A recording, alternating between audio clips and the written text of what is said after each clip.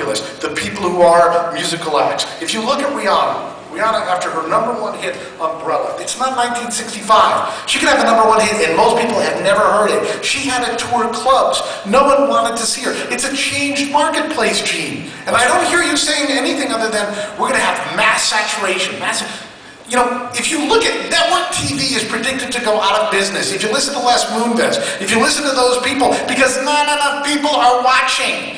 So you just basically want to have a supernova. You can do something and be overnight, be on TMZ and Perez Hilton and be forgotten tomorrow. Can be lucky to be working at the burger joint. I don't hear you addressing those issues. You know, I remember when I went to college and my next door neighbor had a little dog.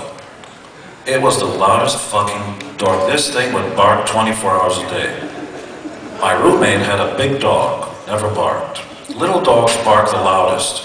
I remembered when I was growing up, I hated hippies. You know why? Drop out, this system fucking sucks. Okay, maybe you're right. If your point is the system sucks, my only question, what's your alternative business model? If you think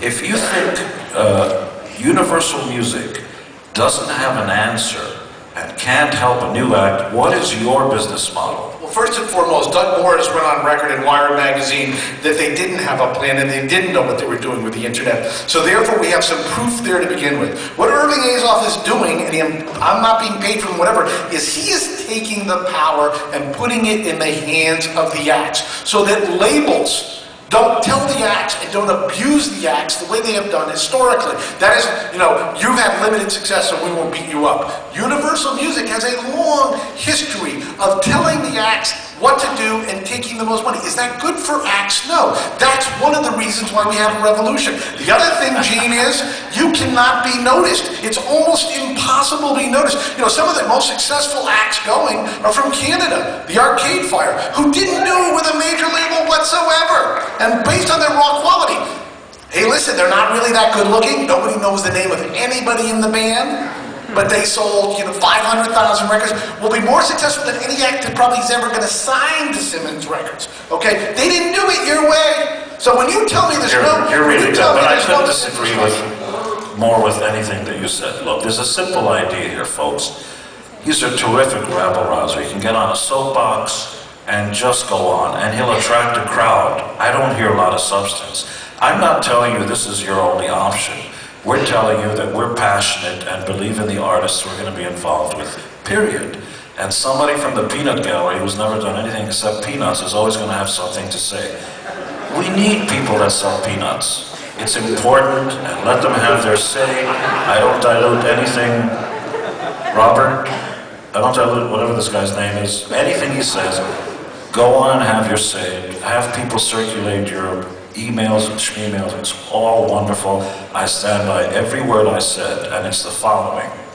Simmons Records, in conjunction with Universal Music and Belinda Stronach, is committed to launching the next 3 bands, the next 3 Canadian bands worldwide. If you don't want to sign with us, don't. Gene, how are you gonna? You said yesterday you're gonna make a new Kiss record. Just so I know, because the little rabbits follow the big leader. How are you planning to sell the new Kiss record? Direct to Best Buy and Walmart, and make the best deal we can. Okay, and then will you be success? What are your terms of? What's your definition of success in that project? We don't have one. Our ticket sales don't depend on record sales. Is it the guaranteed income, like with Guns N' Roses, and the record doesn't sell anyway? Is it about getting on the radio? How will you define success in your deal with a major retailer?